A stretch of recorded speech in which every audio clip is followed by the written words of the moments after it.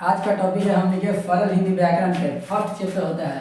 सरल हिंदी व्याकरण के फर्स्ट चैप्टर हिंदी व्याकरण में हिंदी व्याकरण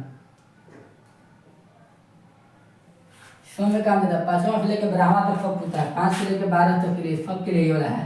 5 से लेकर 12 तक के लिए हिंदी व्याकरण पूरा निचोड़ दम पूरा अति 5वां से लेकर 12 तक दम पूछेगा। इनमें दम एको तो एका के बाद कोनो अभिनय करेगा। हिंदी व्याकरण में एकरा के बाद कुछ अभिनय करता है। अभी 5वां से लेकर 12वां तक सब एग्जाम के लिए है।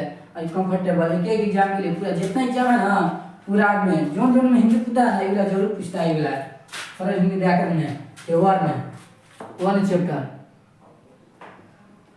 समझ आए। तो पहले वर्ड को देखो। वर्ड होता है पहले का सिंपल परिभाषा समझो। वर्ड निकालता है। वर्ड उस मूल ध्वनि को कहते हैं। वर्ड उस मूल ध्वनि को कहते हैं जिसे खंड या टुकड़ा नहीं किया जा सके। ठीक से वर्ड उस मूल ध्वनि को कहते हैं जिसे खंड या टुकड़ा नहीं किया जा सकता है उसको वर्ण कहते हैं। ठीक है वर्ड उस मूल ध्वनि को कहते हैं जिसे खंड या टुकड़ा नहीं किया जा सकता है। समझो वर्ण का होता है। वर्ण में वर्ण का मतलब होता है ना वर्ण का मतलब जगह खंड या टुकड़ा न कर सकते हैं। खंड या टुकड़ा है ये बताओ ये जिसमें क आधा का तो पहले ही टूटल है। काम टुकड़ा एकदम और ना कर सकते हैं पहले ही टूटल है।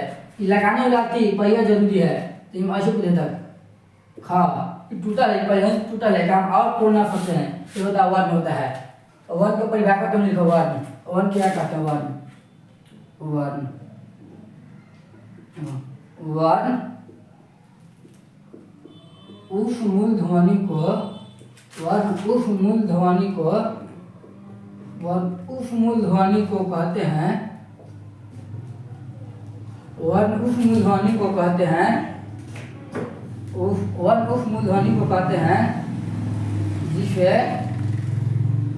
खंड या टुकड़ा नहीं किया जा सकता है उसे वर्ण क्या कहते हैं। वर्ण उस मूल ध्वनि को कहते हैं। वर्ण उस मूल ध्वनि को कहते हैं जिसे खंड या टुकड़ा तोड़ ना सकते। जितना पहले टूटल है ठीक होता है। खंड या टुकड़ा नहीं किया जा सकता।